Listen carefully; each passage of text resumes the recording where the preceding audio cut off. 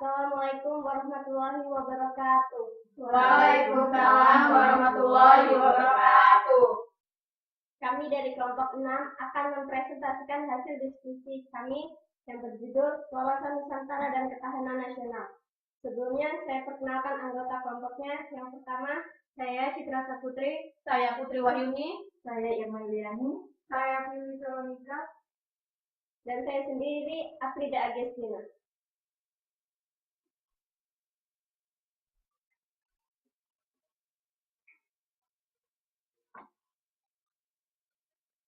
Pengertian wawasan Nusantara. Kata wawasan berasal dari kata wawas atau bahasa Jawa yang berarti penglihatan, penawangan, dan tinjauan. Akar kata ini membentuk kata wawas berarti melihat, memandang, dan meninjau. Jadi, wawasan berarti cara pandang, cara melihat, dan cara tinjau. Selanjutnya,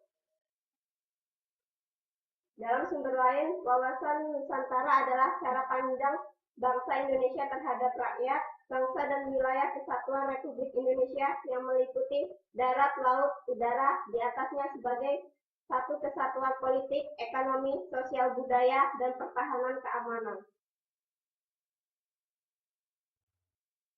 Sifat dan ciri-ciri. Wawasan Nusantara mempunyai ciri-ciri atau sifat. Yang pertama, keserasian dan keseimbangan yang dinamis dalam segenap aspek kehidupan, baik aspek alamiah maupun aspek sosial. Yang kedua, utuh menyeluruh. Utuh menyeluruh bagi Nusantara dan rakyat Indonesia sehingga merupakan satu kesatuan yang utuh, bulat, dan tidak dapat dipecah-pecah oleh kekuatan apapun dan bagaimanapun, sesuai dengan satu nusa, satu bangsa, dan satu bahasa. Yang ketiga, cara kerja. Cara kerja dalam wawasan Nusantara berpedoman pada Pancasila sebagai pandangan hidup bangsa Indonesia, bahwa dalam pandangan hidup bangsa Indonesia yaitu Pancasila telah terkandung pula cita-cita, asas-asas, serta nilai-nilai filosofis. Ciri-ciri pokok wawasan Nusantara. Yang pertama, mawas, ke dalam dengan upaya mewujudkan segenap aspek kehidupan bangsa dan negara. Kedua, mewujudkan suatu kesatuan dan persatuan yang bersifat manunggal dan utuh menyeluruh.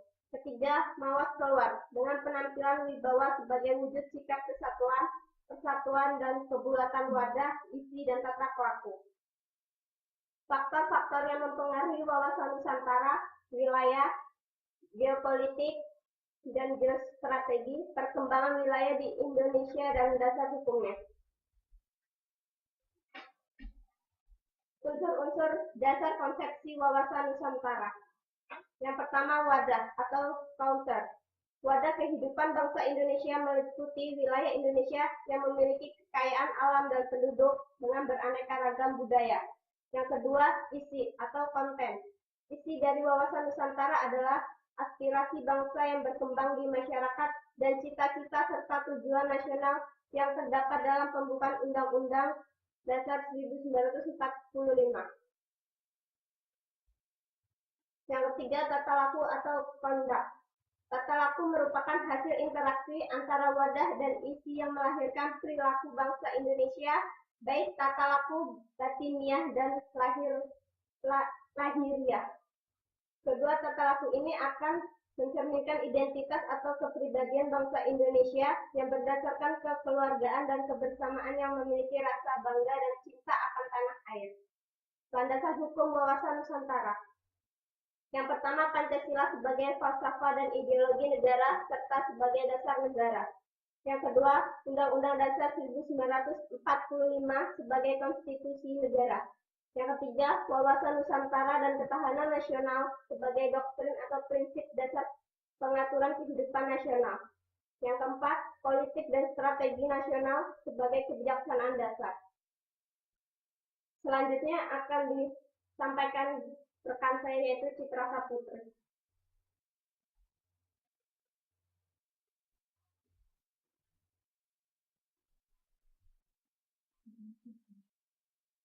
Hakikat wawasan Nusantara. Hakikat wawasan Nusantara adalah keutuhan Nusantara dalam pengertian cara pandang yang selalu utuh, menyeluruh dalam lingkup Nusantara demi kepentingan nasional. Asas wawasan Nusantara merupakan ketentuan-ketentuan dasar yang harus dipatuhi, ditaati, dipelihara, dan diciptakan agar terwujud demi tetap taat akan setianya komponen atau unsur membentuk bangsa Indonesia terhadap kesepakatan bersama. Asas Nusantara terdiri dari 1. Kepentingan atau tujuan yang sama, 2. Keadilan, 3. Kejujuran, 4. Solidaritas, 5. Kerjasama, 6. Kesetiaan terhadap kesepakatan.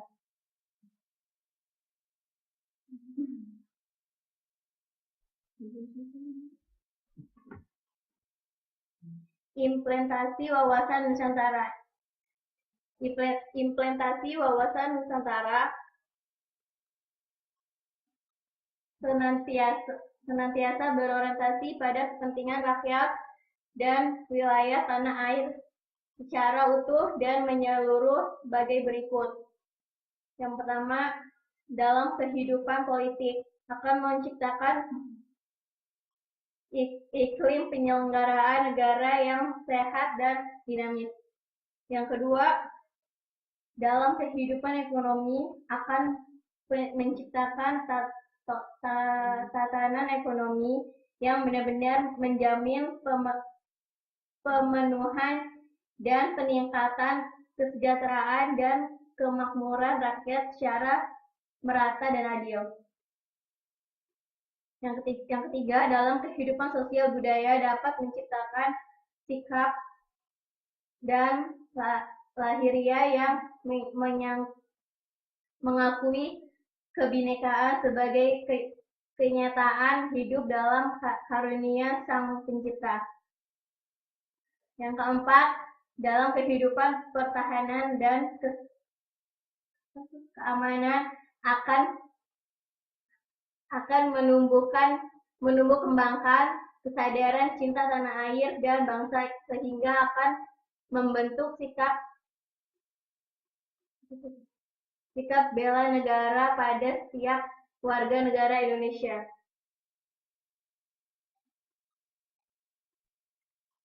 Tantangan implementasi. Ada berbagai tantangan dalam pelaksanaan atau implementasi wawasan Nusantara, yaitu antara lain adalah pemberdayaan tantangan masyarakat. Yang kedua, dunia tanpa batas atau perkembangan iptek seperti telekomunikasi. Yang ketiga, era baru kapitalisme. Yang keempat, kesadaran rakyat sebagai warga negara Indonesia.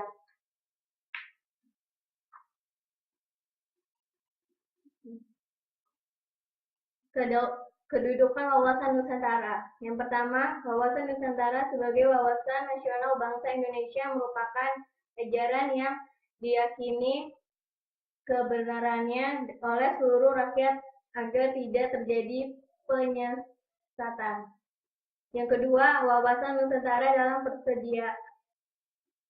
paradigma nasional dapat dilihat dari stratifikasinya sebagai berikut, yaitu Pancasila sebagai falsafah. Fungsi wawasan nasional.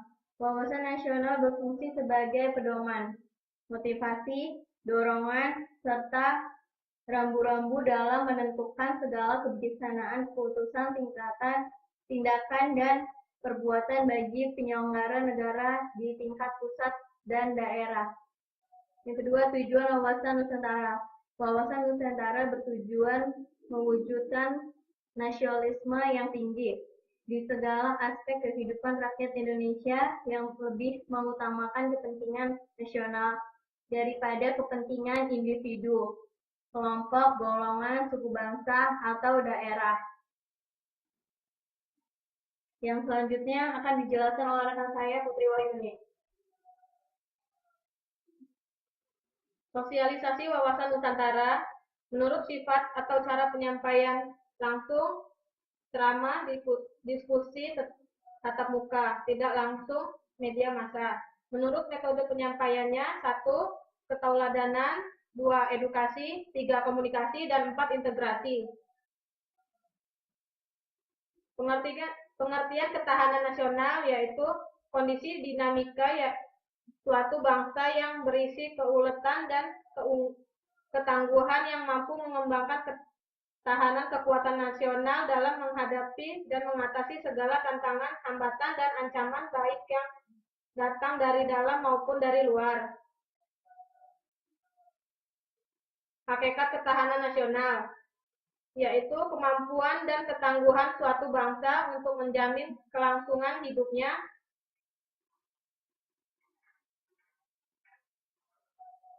keamanan adalah kemampuan dalam melindungi keberadaan bangsa serta melindungi nilai-nilai luhur bangsa terhadap segala ancaman dari dalam maupun dari luar.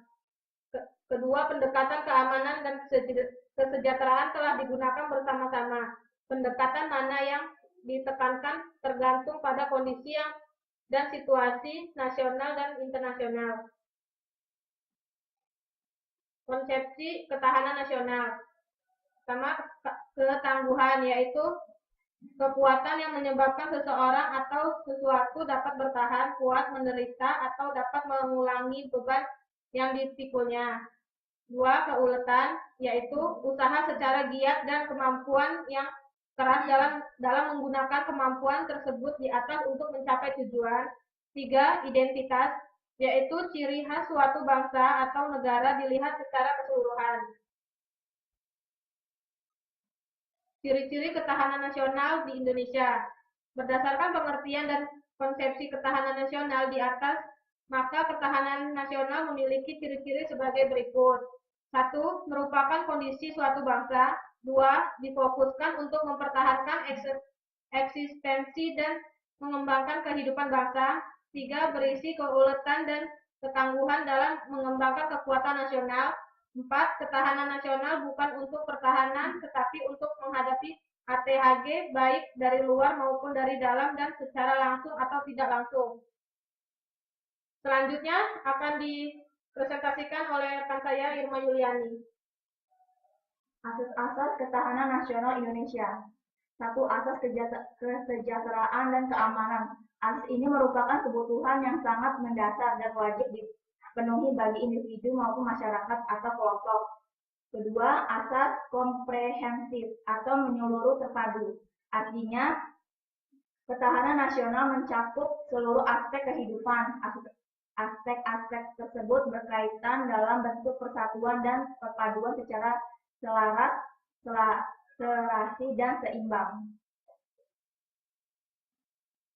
Ketiga, asas keluargaan. Asas ini bersikap keadilan, kebersamaan, kesamaan, gotong royong, tegangan, rasa, dan tanggung jawab dalam kehidupan bermasyarakat, berbangsa, dan bernegara.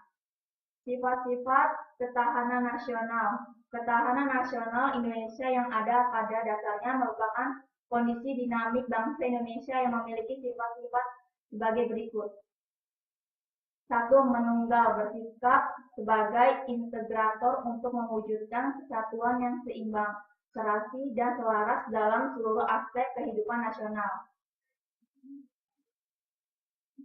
Kedua, dinamis. Tingkat ketahanan nasional suatu bangsa tidak tetap, tetapi dapat meningkat dan menurun tergantung situasi serta kondisi negara itu sendiri. Ketiga, mandiri. Dari sifat menunggal itu akan mewujudkan kewibawaan nasional yang akan diperhitungkan oleh pihak lain, sehingga merupakan daya tangkal terhadap negara lain. Keempat, mengutamakan konsultasi dan kerjasama. Ketahanan nasional tidak mengutamakan sikap adu kekuatan atau adu kekuasaan. Aspek-aspek ketahanan nasional. Aspek alamiah, geografi, kekayaan alam, kependudukan. Aspek sosial, yaitu ideologi, politik, ekonomi, sosial budaya, pertahanan, keamanan. Tinjauan ketahanan nasional dari aspek Trigatra. Geografi, lokasi dari posisi geografis suatu negara memberikan gambaran tentang bentuknya baik ke dalam dan bentuknya ke luar. Penduduk, yaitu penduduk adalah orang atau manusia mendiami atau bertempat tinggal di suatu tempat atau wilayah. Tinjauan ketahanan nasional dari aspek Pencagatra. 1. Gatra ideologi, 2. Gatra politik, 3. Gatra ekonomi, sosial budaya, dan pertahanan keamanan. Hubungan antar gatra. 1. Ketahanan nasional pada hakikatnya bergantung pada kemampuan dan kekuatan bangsa dan negara. Kedua, ketahanan nasional adalah suatu pengertian holistik di mana terdapat saling hubungan antara gatra dan seluruh kehidupan nasional. Ketiga, kelemahan pada salah satu aspek berakibat kelemahan pada bidang lain dan berpengaruh kepada kondisi keseluruhan. Keempat, ketahanan nasional bukan merupakan kondisi hasil penjumlahan dari ketahanan bidang di segenap gatranya, yaitu akan dijelaskan oleh Sili Veronica. Tujuan ketahanan nasional. Tujuan ketahanan nasional pada dasarnya untuk menghadapi ancaman, tantangan, hambatan, dan gangguan atau AHTS. Jadi semakin kuat ketahanan nasional suatu bangsa, semakin dapat menjamin kelangsungan hidup atau survival hidup suatu bangsa dan negara. Oleh karena itu, sekarang yang dibutuhkan adalah bagaimana membangun ketahanan nasional secara bottom up approach melalui pembinaan tingkat ketahanan dari mulai ketahanan nasional, ketahanan daerah, ketahanan lingkungan, ketahanan keluarga, dan ketahanan pribadi. Dengan pembangunan ketahanan nasional melalui pendekatan dari bawah, maka diharapkan dapat tercapai kondisi keamanan nasional yang menjamin kelangsungan hidup bangsa dan negara, dan sekaligus pelaksanaan pembangunan di berbagai daerah.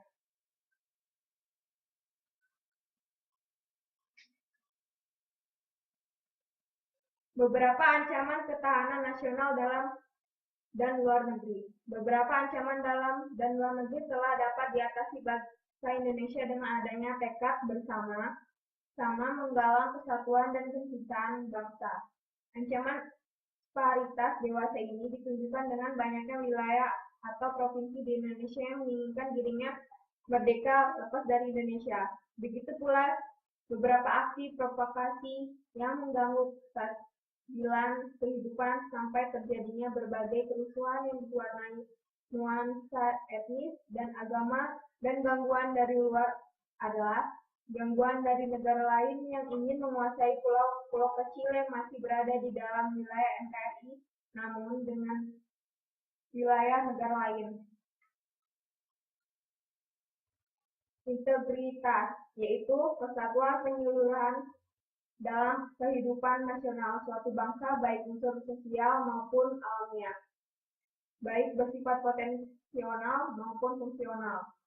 Ancaman yang dimaksud di sini adalah hal atau usaha yang bersifat mengubah atau merombak kebijaksanaan, dan usaha ini dilakukan secara konseptual, kriminal, dan politik. Hambatan dan gangguan adalah hal atau usaha yang berasal dari luar dan dari diri sendiri yang bersifat dan bertujuan melemahkan atau menghalangi secara tidak konsepsional. Kedudukan. Ketahanan nasional merupakan suatu ajaran yang diyakini kebenaran oleh seluruh bangsa Indonesia serta merupakan cara terbaik yang perlu diimplementasikan secara berlanjut dalam rangka membina kondisi kehidupan nasional yang ingin diwujudkan. Wawasan nasional dan ketahanan nasional berkedudukan sebagai landasan konseptual yang didasari oleh Pancasila sebagai landasan ideal dan UUD sebagai landasan konvensional dalam paradigma pembangunan nasional.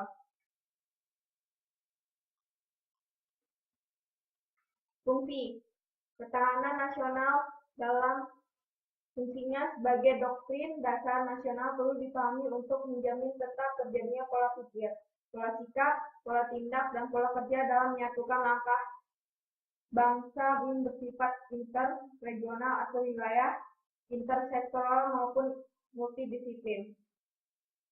Konsep doktriner ini perlu supaya tidak ada cara berpikir yang berkontak sektoral. Satu alasan adalah bahwa bila penyimpangan terjadi, maka akan timbul pemborosan waktu, tenaga, dan nasional, dan sarana yang bahkan berpotensi dalam signifikan nasional. Ketahanan nasional juga berfungsi sebagai pola dasar pembangunan nasional. Pada hakikatnya merupakan arah dan pedoman dalam pelaksanaan pembangunan nasional. Juga lagi